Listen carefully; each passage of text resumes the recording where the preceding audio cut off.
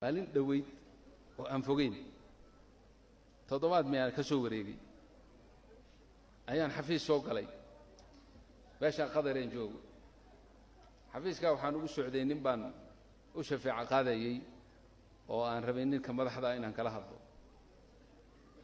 marka yarkii meesha u fadhiyay ninka sekreteerka u ahaa ayaan salaamay waxaan ninkan u socdaa una yaqaana kan marka yarkan sekreteerka garan maayo ninkan aan u socdaa waana i garanaya oo hadduu magacayga maqla isagaa bay imanaya waxaan rabaa inaan waxay oran jirteen reer xamarka inaan ku harawsado waxoogay ma garanaysa aan isu sheego ninka wuu yaqaanaa isagu ima garanaya kan almuhim waa yahay buu yidhi insha allah wuu mashquulsan yahay bal markuu mashquul ka noqdo aan arki doonaa waa isu soo banbaxnay marka waxaan idhi inaan dacwada ka faa'iido waxaan salaada ka warran cibaadadaada ka warran sheed ugu dadaashaa daacada ilaahay ka warran qiyaamuleyl ka warran alaabtaasaan la galay hadalkanaan u keenay waxaan haddii lagu yidhaha wasiirka arrimaha gudaha ile meesha wasaaradda arrimaha gudaha ahayd ayaa caawa ku doonaya oo 12 habeenimo ma tegi lahayd haabeen wallahi waa tegi lahayd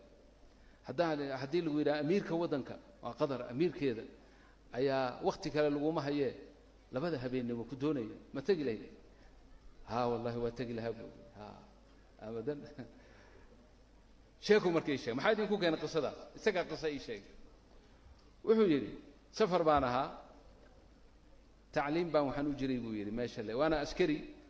oo ka tirsan ciidamada ama askarta shurdada booliska oo jawaazaadka iyo maxaa la yiraahdaa migrationka ka shaqeeya تعليم بان waxaan u jiray buu yiri Masar marka Masar imtixaan baan tacliin oo imtixaanka uu tagaa ma ahayno qadar buu ku bartaa anoo imtixaankii maalinta u tagay buu yiri oo berrinta imtixaankii uu yahay aan gali lahaa in sanadkaas oo dhan ku soo tala galay ayaa ballan aan ka qabsaday wasiirka arrimaha gudaha ayaa telefoon igu soo dhacay waxa la yiri ballantii aad sugaysay waa berrito todobada iyo bad aroornimadii baa laga doonayaa halkan meesha laga doonayo waa qadar meesha uu joogana waa Masar waqtiga la ila soo hadlayna waa galinkii dambe ee maalintii ka horeysay adduunkii baa ila wareegay si Allah si aan yeelo ballanta ma baajin karo berina imtixaan baan leeyahay waxaan go'aan ku gaaray buu yiri inaan imtixaanka iska joojiyo ballantaas ay igala muhiimsan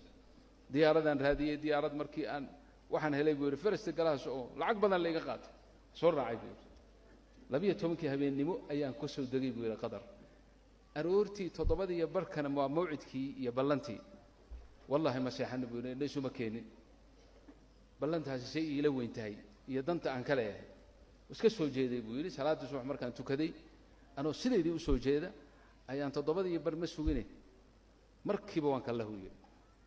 meeshii dadkii waan sii tagay saa 20 baa iga horeysa ana raqam 21 baan noqday buu yiri sidii marba mid ugu galayay markii 21 la soo gaaray 20kii markay dhamaadeen ayuu wasiirkii wuxuu yiri waa daalanahay wixii hadda ka dambeeyay hal iska hoydo anigana wuxuu yiri diyaaradda aan ku imid hal imtixaan inuu dhaafo ma ku tala galay galabtiina mid kale ay booking garaysano inaan berrito uusan imtixaanka ii dhaafin waa adkaysan waayay ninkii marka sekreteerka uu haay madaxda ahaa baan isku duubay wuxuu warniyo aniga xaalkayga aan kaaga warramo anu saasaan ahaa imtixaan baan berrita lahaa maalinta la ila soo hadlay waa baajiyay imtixaankii haddana galabta diyaarad baan leeyahay ma anfacayso sidan si uu iigal marka waxoogay uu inaxay adigu wuxuu yiri sidii baa igu galiyay ninkii wasiirkii fadhigiina waa yeeshay mawcidkii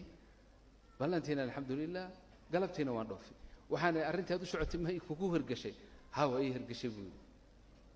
oo waxaan rabay buu garabku saa u taabtay hal xidig baan rabay buu xidigtiina waa helay xidig baan rabo xidigtiina waan helay anigu de cibra ii noqotay oo waxay ii noqotay waana ii noqotay isaguna wuxuu ii cadeeyay booska uu ka taagan yahay ballanta bani aadan makhluuq ah oo miskiina markaasaan dib ugu soo noqdo waxaan yiri kani waa wasiir ee kan ka sareeyay ee amiirka ah ama boqorka ah wadanka dhan waa makhluuq baahan oo inuu cunto cuno iyo inuu cabid cabo iyo inuu haddii cunto uu cuno inuu masquul uu galo oo umuurtiisa u sahlanaato ilaahay buu u baahan yahay inuu seexdo allah buu u baahan yahay inuu soo kaco ilaahay buu u baahan yahay isaga muxtaajahu faqiira ballantiisa saasay kula weyn tahay fakayfa birabbi alcaalamiina maliki almuluuki diljalaali waalikraam boqorrada oo dhan boqorkoodii ka warran inaad marka kacdo ood habeenkii kacdo ood la kulanto kulan majaanana oo waxba laga rabin oodan cid aad kugu abaalgudayso ama aad leedahay uu ii sahlan ilaahay baa ku siiyey laakiin maxaa naga maqan yaqiintii baa naga maqan basharkan makhluuqa ah in arrintaada xaajadaada uu ku gudayo waa ognahay laakiin xaajadaada in ilaahay ku gudayo wallaahi meel xun baan taagannahay waxaad arkaysaa nin baa bukoonaya ama qof baa bukoonaya waxaa lagu leeyahay meel kastaa la soo maray ilaahay baa noo haray oo ilaahay muxuu kugu haray oo ilaahay maxaad uga dhigaysa oo kan ugu dambeeya maxaad ilaahay uga dhigtay leesh limaada jacalta allaha aakhiran arrin baa kugu imanaysa kur baa kula soo gudboonaanaysa ما إلهي كبلودي أنت هذا هبل كبلابن وذا هبل وسجي ميهذا نوجين إن إلهي سبحانه وتعالى وكعافين كرو هدات بكتو عذر رد إلهي إني وسميهين هرجب أو شيء بسيط إن كستو هذا هرجب حماضي ولا سوشك شيء هرجب وشيء كبسيطة هي كنسل عذر رد هذا لو تاجلا يهي إلهي يكتشوا وسميهين إلهي هو يسوق مت وحفظ رومي سنتهي الله رب العالمين إن أو قف دنتي نولين يه قف بكو عافين واي إلهي هو عافين إلهي الشفاء عنده سهل لكن أذيك يقين تهذيبا وسخك شيء قلبي بان نقوض البكاء سيدا صدرت يدبا مركان ربي نهرتها قلنا هيبان سوقك آذينا مالك لك شحينا إلهي مركدتك ليبانتا وقاميي وقريري خشوع بكوت المامي يحضرون قلبهم رب العالمين إن هرتاجيهم بأوجيهن حاجة ذودن كان هيا أي هرتاجيهن إلهي إسكو سفيي إسكو تلمامي دتك استصي أي وربك الغني ذو الرحمة وربك الغني ذو الرحمة إن يشاء يذهبكم ويستخلف من بعدكم ما يشاء وربك ربك الغني ذو الرحمة نحريس بدن نحريس صاحبه أبين شيخ علي سوفي وحورين جري آياتها مركز تو أقريبا مرنا مول قفي جري وربك الغني ذو الرحمة ويستاق جري وحورين جري اللهم أنت الغني ذو الرحمة ونحن الفقراء ذو الحاجات الغني ذو الرحمة ذو تاعي